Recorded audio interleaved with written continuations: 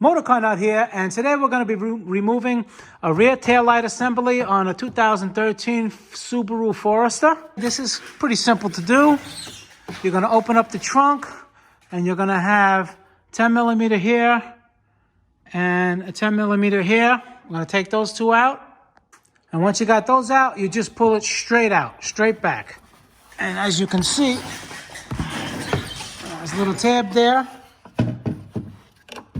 that slides into that tab there. And then you can just take care of, if you want to change your bulbs, you want to change the unit, you just take this plug out and the whole unit just comes right out.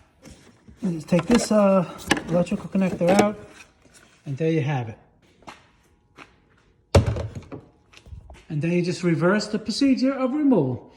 All right, guys, MotorCarNut, please subscribe, hit the like button. Any questions pertaining to the video, leave them below. I get back to all my comments and try to help you guys get back on the road.